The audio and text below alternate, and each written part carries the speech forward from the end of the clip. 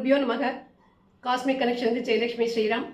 இன்று மீன ராசிக்காரர்களின் பலன்களை பற்றி தெரிந்து கொள்ளலாம். மீன ராசிக்காரர்களே, உங்கள் ராசிநாதனான குரு பகவான் ஜூன் மாதம் 1ஆம் தேதி மிதுன ராசியை விட்டு கடக ராசிக்கு செல்கிறார். கடகம் என்பது குருவின் ஆட்சி வீடு.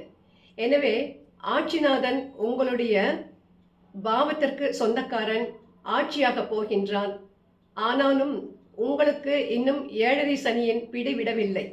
இன்னும் உங்களுக்கு ஜென்ம சனியாகவே இருந்து கொண்டிருக்கின்றது. இந்த காலகட்டத்திலே இந்த குரு பயிற்சியின் மூலமாக உங்களுக்கு என்ன விதமான சாதக பாதகங்கள் ஏற்படும் என்பதை பற்றி சற்று ஆராயலாம். உங்களுடைய 5ஆம் பாவத்திலே குரு உச்சமடைகிறார் அப்படிங்கிறதே ரொம்ப விசேஷமான ஒரு நிகழ்வு. அது மட்டுமில்லை, இவர் இப்படி உச்சமடைந்தாலும் அவருடைய பார்வை உங்களுடைய 1, 9, 11ஆம் பாவங்கள் மீது அமரப்போகிறது. இதை வச்சே ரொம்ப ஈஸியாக சொல்லலாம், உங்களுக்கு ஒரு நல்ல காலம் பிறந்து விட்டது என்று. 11ஆம் பாவமான லாபஸ்தானத்தை குரு பார்க்கும் பொழுது உங்களுக்கு பொருளாதார வசதி மேம்படும். கையில் இழுத்து பிடித்து கொண்டு இதுவரை நீங்கள் செலவு செய்து கொண்டு வந்தீர்கள்.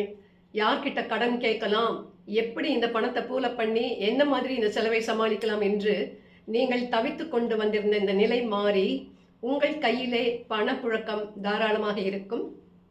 உத்தியோக வளர்ச்சி ஏற்படும். தொழில் முன்னேற்றம் ஏற்படும். திருமண யோகம் வரும். புத்திர பாக்கியம் ஏற்படும். வண்டி வாகனங்கள் வாங்குவீர்கள். வீடு அல்லது நிலம் வாங்குவீர்கள். அல்லது உங்களுக்கு உரிய ஷேர் உங்கள் குடும்ப சொத்திலிருந்து உங்கள் கைக்கு சேரும். இதுவரை உங்கள் உடல் ஆரோக்கியத்தை சனி பகவான் ஒரு பதம் பார்த்து கொண்டிருந்தான். இப்பொழுது குருவின் பார்வை அந்த சனியின் மீது பதிவதால் உங்கள் ஆரோக்கியத்தில் நல்ல முன்னேற்றம் கிடைக்கும். உங்கள் உடல் உபாதைகளிலிருந்து மீண்டு அதற்கு தக்க வைத்தியத்தை செய்து கொண்டு நல்லபடியாக ஆரோக்கியமாக வாழ்வீர்கள்.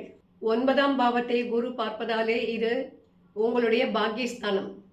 எனவே தந்தை வழி சொத்து ஏதாவது உங்களுக்கு வர வேண்டி இருந்தால் வரும், அல்லது கோர்ட்டில் லிட்டிகேஷன் என்று உங்களுக்கு பாக பிரிவினையிலே அடிபட்டிருந்தால் அது உங்களுக்கு சாதகமாக தீர்ப்பாகி உங்கள் கைக்கு சேரும். அல்லது உங்கள் தந்தையே மனம் விரும்பி உங்களுக்கு கிஃப்ட் டீடாக எதையாவது கொடுக்கக்கூடிய வாய்ப்புகளும் இருக்கிறது. தந்தைக்கும் உங்களுக்கும் இருக்கின்ற அந்யோன்யம் நல்லபடியாக ஓங்கி வளரும். காரணம், நடுவில் ரொம்ப அந்யோன்யமாக இல்லாமல் தந்தைக்கும் உங்களுக்கும் சில கசமுசா இருந்து கொண்டே இருந்தது. அந்த நிலை மாறி உங்களுக்கு தந்தையிடம் ஒரு தனி மதிப்பு ஏற்படும். சுருக்கமாக சொன்னால், மீன ராசிக்காரர்களே, உங்கள் காட்டில் மழை. இந்த குரு பெயர்ச்சியின் மூலமாக உங்களுக்கு பெரிதும் நன்மைகளே நடக்கும்.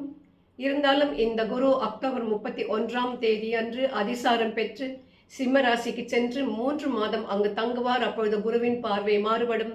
அப்போ சில பிரச்சனைகளை நீங்கள் எதிர்கொள்ள வேண்டியிருக்கும், சந்திக்க வேண்டியிருக்கும். அதுக்குள்ளே இந்த 3 மாத காலத்தில் என்னெல்லாம் உங்களுக்கு லாபம் பண்ணிக்க முடியுமோ, எதெல்லாம் உங்களுக்கு ப்ளஸ்ஸாக செய்து கொள்ள முடியுமோ, எதையெல்லாம் நீங்கள் சாதிக்க வேண்டும் என்று நினைத்து கொண்டு சாதிக்க முடியாமல் தவித்தீர்களோ, எதையெல்லாம் சனி பகவான் உங்களை சாதிக்க விடாமல் தடுத்தாரோ அதை எல்லாவற்றையும் சரி செய்து கொண்டு வாழ்க்கையில் செட்டில் ஆகிவிடுங்கள். ஏன்னா நடுவில் அந்த 3 மாதம் திருப்பி போகிறார் இல்லையா குரு பகவான். திருப்பியும் தை மாதம் ஜனவரியில் அவர் மீண்டும் கடகத்துக்கே வருவார். வந்தால் அடுத்த மே மாதம் வரை அவர் கடகத்தில் தான் இருப்பார். திருப்பியும் பழையபடி உங்களுடைய 1, 9, 11ஆம் பாவங்களை பார்த்து உங்களுக்கு கொடுக்க வேண்டியதெல்லாம் சிறப்பாகவே கொடுப்பார். எனவே இடையிலே இருக்கும் அந்த 3 மாத காலத்தை பற்றி நீங்கள் கவலைப்படாமல், பெரும்பாலும் இந்த குரு பெயர்ச்சி உங்களுக்கு நன்மைகளையே கொடுக்க போகிறது என்பதை புரிந்து கொண்டு மன நிம்மதியடையுங்கள். கூடிய சீக்கிரம் நான் மீண்டும் சந்திக்கின்றேன். வாழ்க வளமுடன்.